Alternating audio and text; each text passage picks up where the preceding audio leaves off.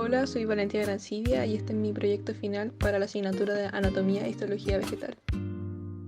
Para esto escogí el paper Anatomía de la hoja y de corteza de Warburgia salutaris, Canaceae, una importante planta medicinal de Sudáfrica, publicado el año 2014. Warburgia salutaris es una planta medicinal popular distribuida en el este y sur de África. La planta es un árbol de hoja perenne con corteza agrietada, hojas simples y brillantes, flores verdes y frutos en forma de ciruela. Las hojas y la corteza poseen una actividad antimicrobiana y son comercializados en crudo, usualmente la corteza en los mercados locales y como producto de venta libre. Las hojas y extractos de las hojas en farmacias tradicionales para tratar la tos, resfriado, bronquitis, candidiasis oral, cistitis y muchas otras dolencias. Por esto, el árbol ha sido muy explotado por su corteza y existe preocupación por la conservación de la especie. En los últimos años, se han obtenido productos comerciales de fuentes cultivadas, especialmente la corteza recolectada de ramas delgadas y también las hojas, como reemplazo de la corteza. A pesar de su importancia en la medicina tradicional, la anatomía de la corteza de Warburgia salutaris es poco conocida. Es por esto que los autores de este estudio, con el fin de contribuir a la farmacognosia, buscaron describir con precisión la anatomía de muestras de corteza y hojas e identificar caracteres de potencial valor diagnóstico, para facilitar futuras comparaciones con otras especies de Warburgia y para permitir comparaciones de caracteres anatómicos dentro de Canaceae. Materiales y métodos. Se estudió material fresco y seco de la corteza y hojas. El material fresco fue recolectado en un jardín privado y la corteza seca fue comprada en el mercado local de Johannesburgo. Mientras que la corteza seca y joven y las hojas fueron obtenidas de árboles cultivados de un productor local. Las secciones de corteza fueron preparadas a partir de material fresco, almacenado temporalmente en agua, sin líquido fijador. Se cortaron 3 trozos de tallo, entre 20 y 100 milímetros de largo, de 1. Puntas de las ramas sin una capa de peridermis visible. 2. Partes inferior del tallo donde comenzaba a formarse la peridermis. Y 3. Tallos más gruesos con corteza madura que tenían una peridermis más o menos gruesa. Se cortaron secciones transversales, radiales y tangenciales de 20 a 40 micrómetros de espesor de los tallos con un micrótomo de congelación. Algunas secciones se tiñeron con una mezcla de alcián, safranina 1:1 y otras se dejaron sin teñir. Las secciones teñidas y no teñidas se examinaron y se montaron en euparal o glicerol. La maceración del flema secundario se realizó en solución de Jeffrey durante 24 horas. En el caso de las hojas, el material se colocó en FAA durante aproximadamente 24 horas y luego se trató según el método de Feder y O'Brien. Se cortaron secciones transversales de aproximadamente 3 a 5 micrómetros de espesor, utilizando un ultramicrótomo de Porter-Bloom. Las secciones se tiñeron usando el método de ácido periódico Schiff azul de toluidina. El material seco fue estudiado antes y después de ser ablandados en agua caliente, seguido de los mismos procedimientos que se utilizaron para el material fresco. Las secciones se fotografiaron con Olympus Color View Soft Imaging System y las medidas se tomaron con el programa Olympus Analysis Imaging Solutions, OASIS. La terminología descriptiva para la estructura de la corteza sigue a Trockenbrod 1990 y a Junica. Resultados. Estructura de la hoja. La hoja no tenía tricomas. Las células epidérmicas tenían una forma poligonal, como se ve en la figura 2H. Los estomas anomocíticos son frecuentes en la superficie abaxial y están dispuestos de forma difusa.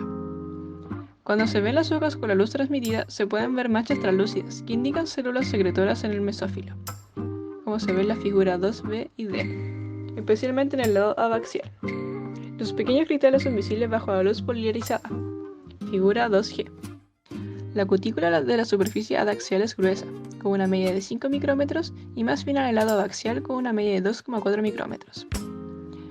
Las células epidérmicas son de forma isodiamétrica a ovalada, en sección transversal y contienen un único cristal de drusa, pequeño, de 1,9 a 6,2 micrómetros de diámetro, y se pueden ver en la figura 2C y E.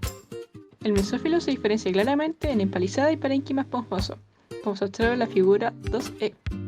Algunas de estas células tienen contenidos marrones, presumiblemente taninos.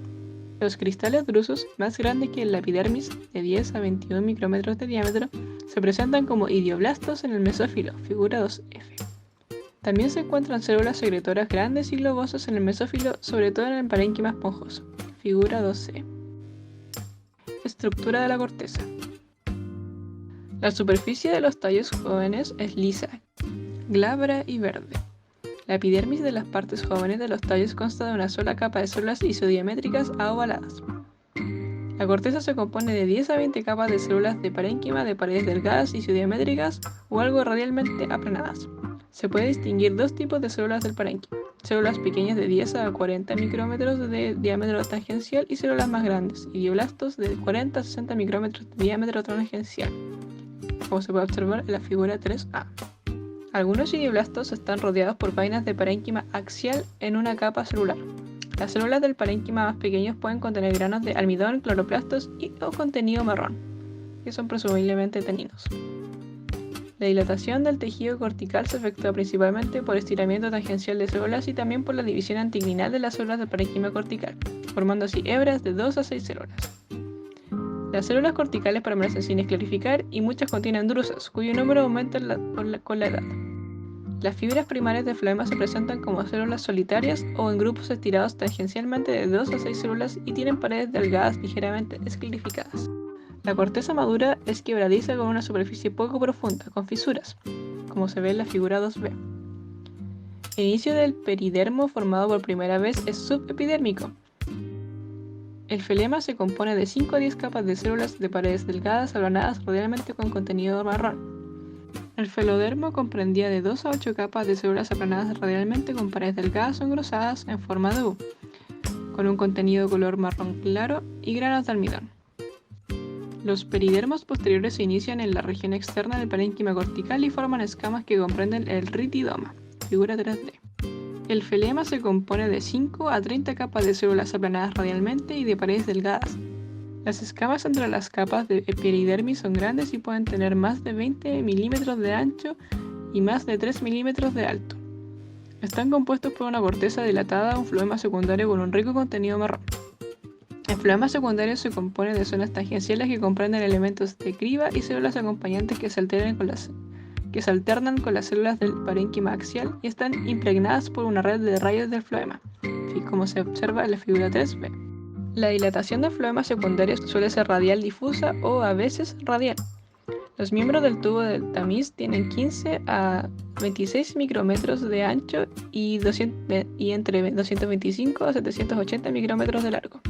Las placas de tamiz son compuestas y ubicadas en paredes transversales oblicuas, con 8 a 30 perforaciones, como se observa en la figura 3E y F. Las placas de tamiz se encuentran en las paredes laterales, a veces a lo largo de toda la celda, como se observa en la figura 3F. Las células del parénquima axial son fusiformes y en hebras de 2 a 15 células, rara vez hasta 20. Algunas hebras contienen una, o raramente dos, células secretoras grandes, que son idioblastos, figura 3F. Los radios secundarios del floema pueden ser uniseriados o multiseriados, de 2 a 4 células de espesor, figura 3F. Los radios uniseriados se componen principalmente de células cuadradas, mientras que los radios multiseriados tienen células procumbentes y a veces células cuadradas que forman una fila marginal. Las células del parénquima de los rayos tienen un contenido marrón y granos de almidón, y algunas células contienen cristales de drusa. Las células secretoras, idioblastos, están presentes en los rayos multiseriados. La transición del floema secundario no colapsado a colapsado es gradual. El floema secundario colapsado se caracteriza por zonas alternas de esclereides fibrosas en paredes delgadas y células del parénquima axial con contenido marrón. Los rayos dilatados se agrandan mucho, principalmente por expansión tangencial y también por divisiones anticlinales de las células de los radios, lo que da como resultado rayos de hasta 15 células de ancho. El número de drusas aumentaba con la edad. Los caracteres de valor potencial para identificar la materia prima de Warbulla salutaris se resumen en la tabla 1. Discusión.